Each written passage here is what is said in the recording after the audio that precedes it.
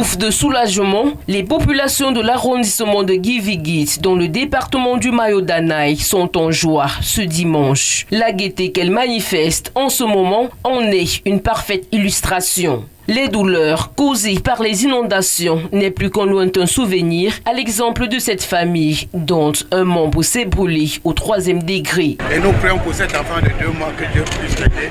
On prie également pour la maman qui est brûlée au 3e degré, elle est dans la voiture. Voici le papa et le courage. Le chef de l'État souhaitait prendre rétablissement à tous les blessés, donc y compris votre enfant et votre épouse. Cette bouffée d'oxygène vient à point nommé pour 200 familles, dont 1870 bénéficiaires. Je suis très content, très ému. C'est la joie qui me pousse en disant que le chef de l'État et la dame Chantal Biya, je les remercie grandement. Que Dieu leur donne une longue vie pour bien gérer le Cameroun, comme il vient de faire pour l'arrondissement de Maga. Je vais remercier à Paul Biya et sa femme. Je vais remercier beaucoup. J'ai trouvé les gâteaux. J'ai perdu la maison avec la chèvre, avec la manger. Tout perdu. Je vais remercier à Biya. Merci beaucoup pour ces gestes. Aujourd'hui, nous nous sentons Camerounais parce qu'on n'est plus abandonnés. On ne va pas croiser les bras. Vraiment, on dit merci. Parce que le président, c'est celui qui a le mandat du peuple. Quand le peuple est touché, il est présent. Le maire ainsi que le Lamido ne tarissent pas d'éloges à l'endroit du chef de l'État. Elles ne sont que bonnes ensuite. Ouais.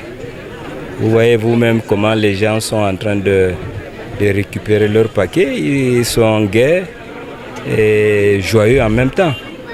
C'est depuis 2012 que le chef de l'État soutient cette population victime des inondations.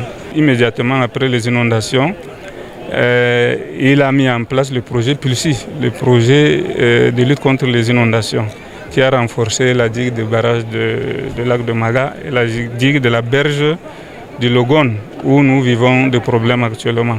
Ce dimanche 22 septembre 2024 est donc un jour spécial. Ces personnes vulnérables reçoivent à leur tour l'émissaire du chef de l'État, Paula Tangandji. Ainsi, faut-il le signaler, il y a 12 ans, le couple présidentiel avait effectué une visite dans cet arrondissement. Paula Tangandji vient donc leur renouveler le soutien sans faille de Paul et Chantal Biya.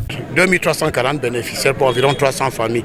Alors vous voyez que c'est une opération qui n'est pas facile, nous devons être sur place.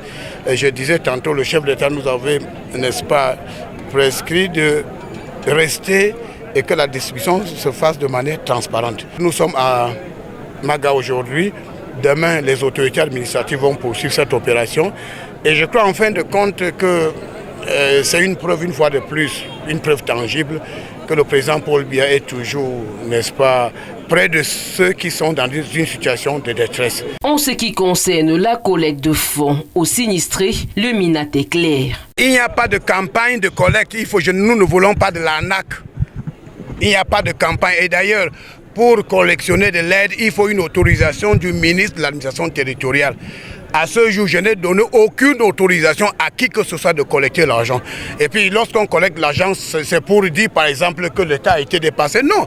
L'État n'a pas été... Je dis que la situation est maîtrisée, elle est sous contrôle. Donc vous savez, il y en a qui veulent en faire un fonds de commerce. La remise des dons s'achève sur une note de satisfaction. Et le MINAT de rappeler que le président est le candidat qui sait trouver des solutions aux problèmes et dit transmettre le message des populations au chef de l'État.